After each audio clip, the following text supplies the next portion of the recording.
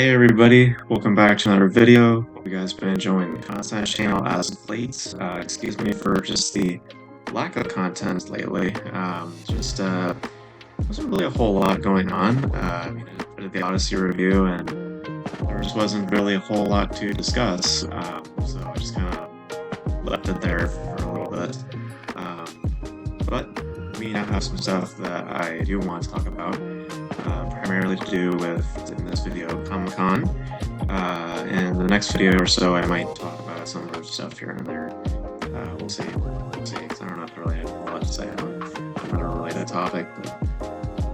But today we're going to keep it relating to Comic-Con, because Comic-Con is happening this weekend. The big convention, we're going to talk about, big stuff, relating to big IPs and all sorts of other jazz. And, it's one of the bigger conventions, specifically in the San Diego area. I think it's probably the biggest, convention that they have all year. So we're just going to talk about some stuff here and there. I don't think that there's anything more major that's set to be released. So I think that pretty much, what's been put out today. So we just have the Marvel panel, so I think that that's going to be it. So I'm going by the assumption that that's it. So I'm going by a handful of things that came out during Comic-Con and just kind of give you guys my thoughts on that. So let's get into this. So got a couple of trailers that came out and then a couple of announcements as well. So let's do a few things here and there, but I just wanted to kind of throw up and tell you guys how I feel about them. So let's get into it. So first thing I want to talk about is the new release for a new trailer for Resident Evil. Now, I believe that I did a reaction to the first trailer, and it looked fine. I mean, I'm not as familiar with the Resident Evil series. I don't play the games. I know a coworker of mine who actually plays the games, so they're probably more informed on this than I am. But I'm not too familiar with Resident Evil, so I can't say if the trailer is as faithful or not. All I can tell you is just how I feel about the movie. And at least for me anyway, I'm not finding much with it. It is very small, which I actually do like. I like the feeling that it feels isolated and it feels character-driven. I do like those sensibilities. At least it seems that's what is happening with this specific film. People are following one specific character and his voyage, or his journey to, I guess, deliver medical equipment or medical supplies to a specific place. So I like that. I just don't really have knowledge on the series to really comment on how faithful or non-faithful it is. But as it stands, I just don't really see much appeal for me personally. It doesn't have a whole lot of bite in terms of a narrative. I wouldn't say it's gimmicky, but I think that it has more of an interest, I guess, in its overall setting and the drive of having one person kind of fall through all the spectacle or all these horrific things that may occur in the story. So we'll see. I mean, we'll see if people will be interested to see this or not, because from the director of Weapons, it might, spark some interest here and there. But for me anyway, not really getting a whole lot, at least for me. Next trailer I want to talk about is the teaser for Ebenezer. This is the Christmas, obviously Ebenezer Scrooge, so very, iconic and very notable Christmas story. And this has Johnny Depp playing Ebenezer. And that's also directed, I believe, by T. West, who is the person behind the X film, the one with Mia Goth. I believe there's a trilogy of those movies, as well as Pearl and I think it's Maxine. I think that's what the last one was called. This comes out in November, and I mean, it looks interesting. I think Johnny Depp seems in his element in here. In this, he seems like he's having a fun time. So I didn't know that Daisy Ridley was also in it. it looks fun. It looks like it could be charming and it could be fun. I always find it interesting that films like this that are central to Christmas don't ever come out on Christmas. They always come out like either on Thanksgiving or a different time here and there. I think it has to do with just other releases, like Avengers and stuff like that, that just prevent it from, getting to like the specific calendar slots, because December also gets packed sometimes with like major releases. So maybe that's the reason for it. Uh, but I think it looks interesting. I would need to see more to really make a final judgment, but it seems like there is, as per the background with the filmmaker, it seems like there is kind of a sliver of horror that seems to be being fed into the narrative, which I find interesting, and I don't know if that's exactly what's in store for it, but it seems like that there's a sensibility there. I think that that's an interesting sensibility. So I'm interested. I'm interested to see more. For now, I'm just kind of like, we'll see sort of feeling. Not with Resident Evil, where I just feel not as interested. I'm interested. I just need to see more to really make a final judgment. Other trailers that I want to bring up, they kind of came out around the same week as Comic-Con, so I'm just kind of throwing them in just to talk about them. There's a trailer for a film called Other Mommy. This is a horror feature starring Jessica Chastain, and I believe it's directed by Rob Savage, I believe. If you went to see The Odyssey, you actually already saw this trailer, so I already saw this trailer, and I thought it was properly creepy. I think Jessica Chastain seems very committed to what she's doing. She's definitely playing up that creep factor, and I definitely feel uneasy, in her presence. I don't exactly know what the premise is supposed to be. Is it supposed to be possession, or is it supposed to be some sort of, is it supposed to be, some kind of, robot? Like, I'm not entirely sure what the idea is behind it. I've heard it's maybe more towards possession. I don't know if it's based on anything as well. I feel like this is probably based on some other film or something. I don't know. You guys let me know if you're more familiar, but yeah, I mean, it's not really for me per se, but I do admire the work being put behind the lead actress, Jessica Chastain. And the setting does seem fairly nerve-wracking. But not really my cup of tea, but I can appreciate, what's being done in the overall performance. Filmmaking wise, we'll see. I feel like it's more or less a creepy trailer, but we'll see maybe if that translates to the overall film. And the other trailer I wanted to mention was Misty Green. This is Chris Rock's next feature. It's with A24, and I gotta say, I'm not really that convinced by the building of its protagonist.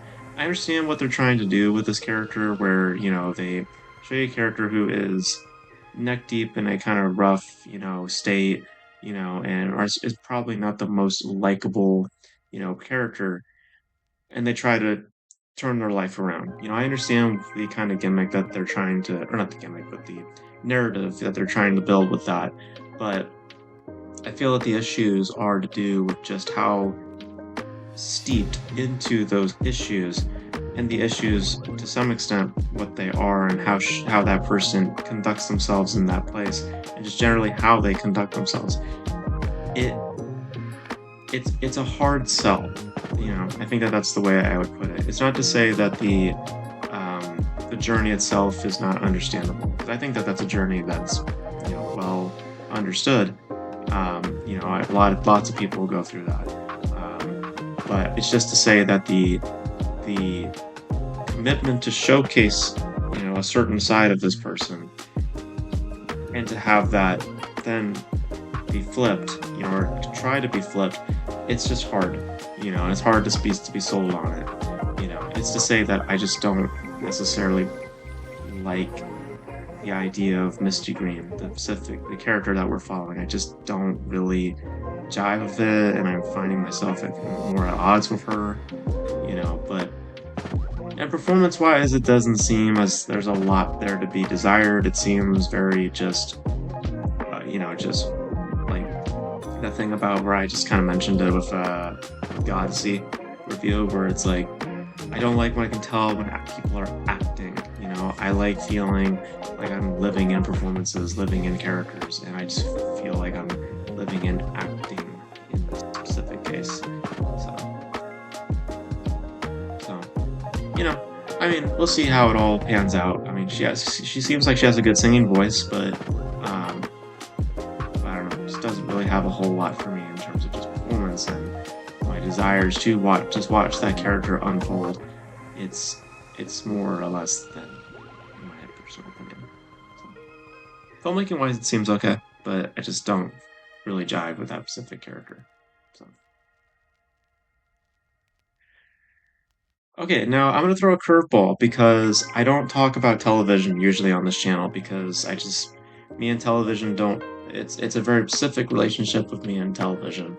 It's very rare when I commit to a TV show.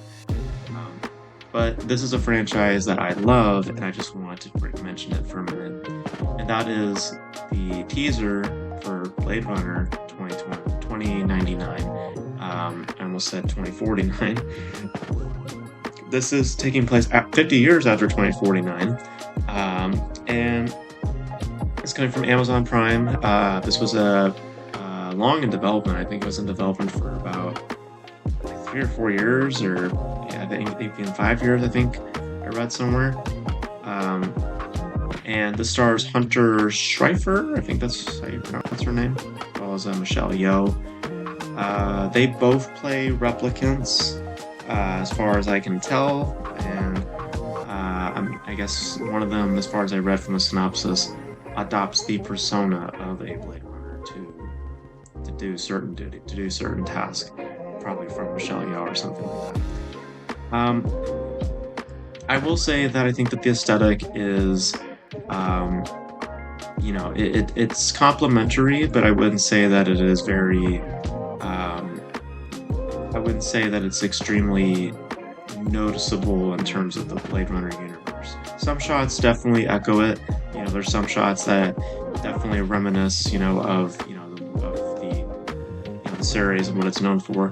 More or less the 80s, more or less the first movie, because the 2049 obviously, plays up more on the VFX department and certain layerings and certain, depictions, just has a different environment compared to the original movie, because the original movie kind of provokes a more gothic, undertone, whereas the sequel is, more laced in sci-fi, both of which are a piece of science fiction, but it's just to say that Blade Runner, the first movie, carries a different taste than the sequel does. And to be clear, I love both movies. The first movie, I think, is one of my favorite movies of all time, and the sequel, I think, is one of the best sequels in the modern era. It is just a really, really great film. So, all that being said, I just feel as though, and I saw the reactions online as well, and I just kind of feel similar. I just feel like there's something missing here. I just feel like that there's something missing in terms of that tone, in terms of that spirit. It just feels very ordinary. And in the case of Blade Runner, it's never really felt that way for me. I've always have felt that there's something very, very fascinating and very unique in terms of the approach and in terms of the tone. And I feel as though in this, it just feels very ordinary, and I don't know exactly also what the story is going to be this time, because there doesn't appear to be a human component. And that's a huge factor when you're considering the Blade Runner universe and the overall thematic ideas about Blade Runner. There is a human component there, and the whole point about Blade Runner is about humanity and about identity. And it seems like, as far as I've been reading about this, that the human component is not going to be as important. So we'll see. Obviously, they're not going to be mentioning, Rick Deckard or Ryan Gosling's character. They're not going to mention any stuff like that.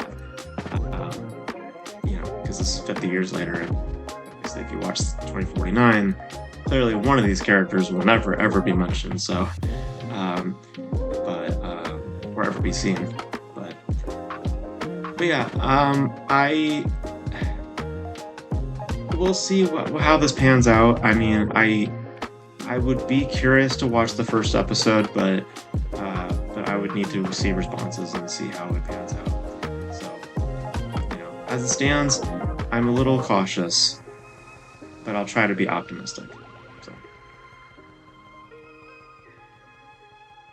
okay, now Marvel time. So, Marvel today had their panel, and it was a very short panel, surprisingly.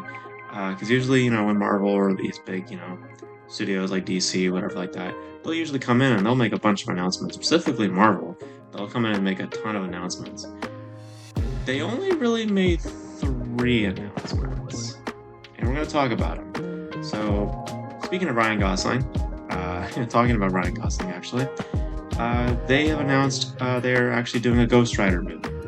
So Ryan Gosling is going to be starring in it, and Sean Levy is going to be directing it. And I heard, I could be wrong, maybe someone can clarify for me, but I heard that it's supposed to be R-rated. I don't know if that's true or not. I feel like somebody will have to, if somebody can clarify that information for me, that'd be great. I mean, cool. I mean, it's cool. I'm not familiar enough with Ghost Rider to really say it's good or bad. I don't think financially it makes a whole lot of sense, because I don't know really who knows Ghost Rider as a character, in the modern age at least. But we'll see. Sean Levy's worked with Ryan Gosling in the past. At least currently, he's worked with him on Star Wars Starfighter, so he has a relationship with him already. And with Marvel, he's worked on Deadpool and Wolverine, so we'll see what happens. I'm not particularly crazy about it, but we'll see how that shapes. It comes out in 2028, so we still got ways away, until that movie comes out. Apparently, also from what I have read, this is a pitch that was brought forward by Ryan Gosling, so this wasn't something that Marvel themselves were actually developing. This was an idea that was pitched or brought by Ryan Gosling because he has such an interest for the character, apparently. So interesting. So it wasn't something on their cards. So we'll see how that develops. Sounds like it's in very early stages, so it doesn't seem like they really have gotten far with it. So yeah, we'll see what happens there. And speaking of films that have not gotten too far, a little further, I would say, with this one, they made the announcement of Black Panther 3. So Black Panther 3 is officially on the way. This is also coming out in 2028, December of 2028. December 16th? Yeah, 16th? 16th, 2028, I believe. And they have announced that they are going to be introducing a new Black Panther once again. This one is now being played by David Johnson, and it is the son of T'Challa. If you saw Wakanda Forever, they established that there was T'Challa did indeed have a son before he passed away. And that kid is going to grow up, and he is going to become the Black Panther. So they made the announcement that they're transitioning once again. I think that it's appropriate for what has been set up, because the first film obviously had Chadwick Boseman, who is great. He did a great job in the role. He's one of the better parts of the MCU, in my personal opinion. Very unfortunate, that he's no longer with us. And then they did Wakanda Forever, and they had to make changes. And Letitia Wright took on the role as Shuri. I always felt that Wakanda Forever was a very bumpy follow-up, just because things were out of their hands with Chadwick Boseman's passing, so things just were kind of out of their hands in terms of making that transition seamless. So I always felt that Wakanda Forever was very bumpy. I feel like in this case, it will hopefully feel a little bit more better suited as a transition, but I do think that in terms of what they're building, I think that it is very fascinating, because the first film, you have a specific generation of Black Panther with T'Challa, you have a second generation with Shuri, and now you have a third generation with the son of the original star, or the son of the original character in T'Challa, now taking on that role and being the third generation of Black Panther. So I think it's a very interesting approach. And I think that ultimately, for being a little cynical here, I think that also they were trying to always find a way to get back to T'Challa. Shuri was just an in between, just trying to get some way to that storyline, basically. Because also, I don't think a lot of people really like Shuri in that role to begin with. I mean, she's okay in that role. I don't really love or hate her. She's just fine. But it's to its core, it is T'Challa's. It is T'Challa's role. So to have his son now take up on that mantle, it hopefully will be fitting and appropriate. So we'll see how it all pans out. Comes out in December 2028. So yeah, there you have it. And last but not least, we have the Avengers Doomsday trailer. Now, we did get a trailer for Avengers Doomsday, which I had my thoughts on, but we have a new trailer with new footage, and I actually saw it. There was a leak. My brother showed me the leak, and we were actually able to watch the trailer before Marvel took it down. I gotta tell you, man, I am still concerned about this film. I'm concerned now because also there's things that this trailer confirmed, which I am not too happy about. For one thing, all the theories that we've been having about Doctor Doom being Tony Stark seemingly not coming to pass. It is in fact Victor Von Doom, because they said in the trailer his name, Victor Von Doom. We say here his name, Victor, and the Fantastic Four apparently has had history with this guy. They know who he is. They've had history of him in the past. So it's Victor Von Doom. I don't like the idea of hiring a guy like Robert Downey Jr. and having him step into a role like this. All it smells to me is desperation. And I don't think that it's suitable, especially because the accent himself, I keep hearing the accent, from the trailer that's official on YouTube and this, it's just not working for me. I could hear Robert Downey Jr.'s voice through that accent, not necessarily where it sounds unique and interesting and layering and really seems like it was practice. It just seems like he just kind of threw whatever was his first or second choice, not necessarily something that he worked on really, really intensely. CG also doesn't look all that great, and I mean, story-wise, it's just basically seeing spectacle. You see the Sentinels from the X-Men universe. You see Magneto. You see a couple of the Avengers here and there. Shang-Chi's in the trailer at one point. You see Thor with a really odd line where what did he say? I swear you'll cry for help right long before I get you. Something along those lines that just seemed weirdly written in that regard, but I'm just concerned.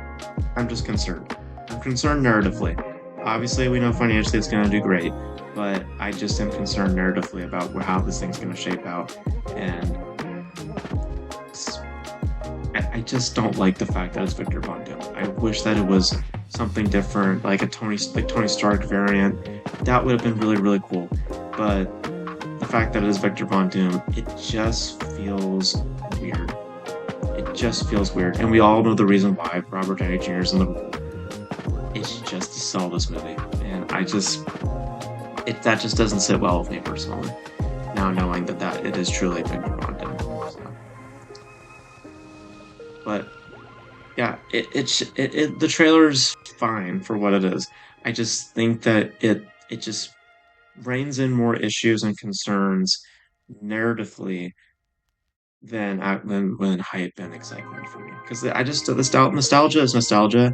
I like nostalgia, but I like nostalgia when it also provides a meaning and a purpose, not just for spectacle. And in this case, it just feels like it's just there for spectacle and for smoke and mirrors to some extent. And then we saw Deadpool. Deadpool, I guess, had a small cameo. Ryan Reynolds at the panel, kind of suggesting that maybe he has a part in Doomsday, maybe, who knows. But I don't know. It seemed as though that this Comic-Con was kind of, I'd say weak, but it just wasn't really all that great. Marvel was very lackluster this year in terms of their announcements. I guess, on one hand, you got your Doomsday, which is going to be your big piece, so we probably shouldn't be expected to get a whole lot of announcements. But at the same time, if you're going to showcase, your plans and your future, you might as well go big. And I just feel as though that it kind of came up short this year, if you ask me. But we got some interesting stuff here and there. Ebenezer, the Blade Runner trailer, amongst other stuff here and there. But I don't know. It just seemed like this year was a little lackluster, if you ask me. But you guys, what are your thoughts on Comic-Con 2026? Let me know if you guys were there. I heard that there was people who were waiting out by the Marvel panel for like 2 days. They camped out for 2 days waiting for that panel to come up. Crazy. Hopefully it was worth it for you guys. But let me know your thoughts on Comic-Con if you guys are there or if you guys just are reading up news. Let me know. Let me know your thoughts on all things relating to Comic-Con in the comment section below. And that's gonna be it for this video, guys. Thank you guys for tuning in. And until then, I will catch you guys in the next video. Bye.